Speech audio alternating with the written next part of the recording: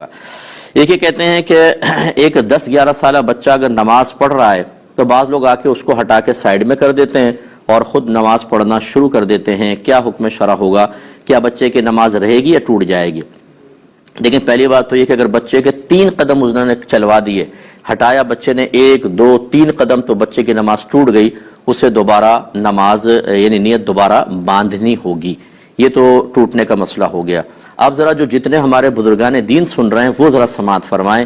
مسئلے ہمیں بالکل پتہ نہیں ہوتے، دین کی ABC ہم نے سیکھی نہیں ہوتی، لیکن یہ 45 سال سے نماز پڑھ رہے ہیں، ان کے سفید داڑھی ہے، یہ صاحب جو ہیں مسجد کے انتظامات میں حصہ لیتے ہیں، تو سب سے بڑے مسجد کے مفتی یہی ہیں. یہ جو کریں گے وہ صحیح کریں گے.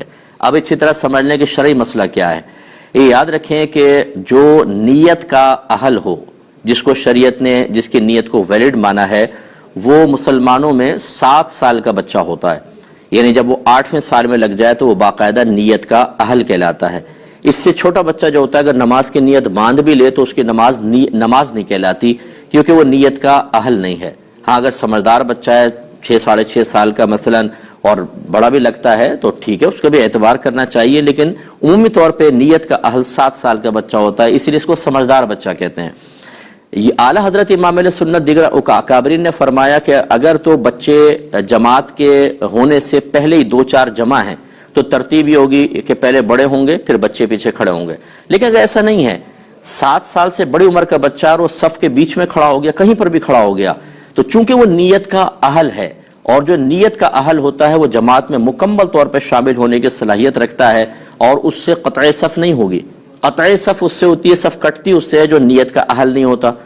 تو اتنا چھوٹا بچہ اگر شامل ہوتا تو اس کو پیچھے کر سکتے تھے، لیکن جو 7 سال کا بچہ ہے وہ تو نیت کا اہل ہے، جہاں چاہے کھڑا ہو جائے. اب یہ صاحب آ کے اس کو پیچھے کرنا شروع کر دیتے ہیں. کیوں کر رہے ہیں آپ یہ بتائیے؟ کہاں سے آپ نے شرعی مسئلہ سنا کہ 7 سال کا بچہ کو بھی آپ پیچھے کریں گے؟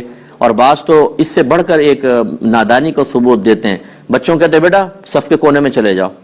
کیوں چلے جائیں؟ اگر وہ صف پہ کھڑے ہونے کے قابل نہیں ہے تو کونے میں بھی صف ہے، وہاں کیوں بھیج رہے ہیں آپ؟ لیکن کچھ پتہ نہیں ہے دین کا، کچھ پتہ نہیں ہے کہ کیا ہے مسئلہ، وہاں چلے جائیں. تو اب 10-11 سال کا بچہ تو یہ بہت بڑی عمر کا بچہ ہوتا ہے، کہاں 7 سال کہاں 10-11 سال کا بچہ. اسے پیچھے کرنے والا گناہ کبیرہ کا مرتکب ہے، شدید گناہ کبیرہ. اس لیے کہ نبی کریم صلی اللہ علیہ وسلم نے نمازی کے آگے سے گزرنا منع کیا اور فرمایا کہ گزرنے والا جانتا کہ میرے اس گزرنے میں کیا گناہ ہے تو وہ اس قدم کو اٹھانے سے جو اس نے نمازی کے آگے سے گزرنے کے لیے اٹھایا، وہاں پر 40 سال تک کھڑے رہنا پسند کر لیتا، لیکن گناہ نہ کرتا. جہاں قدم اٹھانا سامنے سے نکلنا گناہ ہو، وہاں آپ یہ کندھے سے پکڑا، آپ نے یہ دھکیل دیا اس کو پیچھے اور خود آ کے کھڑے ہو گئے. یہ اتنا بڑا حرام اور گناہ کبیرہ جو آپ کر رہے ہیں، اس کے کوئی آخرت میں وبال نہیں ہے. لیکن چونکہ آپ کی داڑھی ہے، چونکہ آپ 45 سال سے نمازیں پڑھ رہے ہیں، کیونکہ آپ کے بال سفید ہو گئے ہیں، اس لیے جو چاہے کریں. تو اس لیے جو ہمارے ایسے بزرگ سن رہے ہیں، کوئی میرا خدا نہ خواستہ کسی کی تحقیر کرنا مقصود نہیں ہے، لیکن جو جہالت کا مظاہرہ کرے گا اس کو عزت دینے کا بھی شریعت نے حکم نہیں دیا ہے. ایسے لوگوں کو خدا کا خوف کرنا چاہیے. اور بچے ویسے ہی ہمارے مسجدوں میں نہیں آتے. یہ اس قسم کے لوگ جو ڈانٹ ڈپٹ کے ادھر جاؤ، کونے میں جاؤ، کیوں بیچ میں کھڑے ہوئے، پیچھے دھکا دے رہے ہیں، بچے مایوس ہو کے چلے جاتے ہیں. اس سے بہتر ہے کہ آپ مسجد میں نہ آئیں، کیونکہ آپ کو پتہ ہی نہیں کہ کیا کرنا ہے کیا نہیں کرنا. آپ الٹا گناہگار ہوں گے. آخری وقت اپنا وہاں پہ اپنے گھر پہ اللہ اللہ کریں، یہ زیادہ بہتر ہے آپ کے لیے. چہ جائے کہ آپ بغیر علم کے مسجد میں آ کے فتنہ فساد کریں.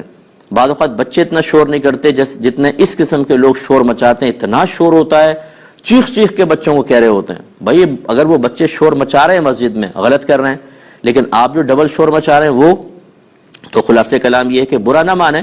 ہمارے الفاظ بعض اوقات آپ کو سخت محسوس ہوں گے، لیکن اگر نبی کریم صلی اللہ علیہ وسلم ایسی چیز ملاحظہ فرماتے تو آپ اسی طرح جلال میں تشریف لاتے ہیں. اصل میں ہم نے تو پڑھی نہیں حدیثیں، سرکار کی رحمت کے واقعات تو پڑھے ہیں، ذرا جلال کی بھی پڑھ لیں کہ نافرمانی رب پہ سرکار صلی اللہ علیہ وسلم کس طرح جلال میں تشریف لاتے تھے.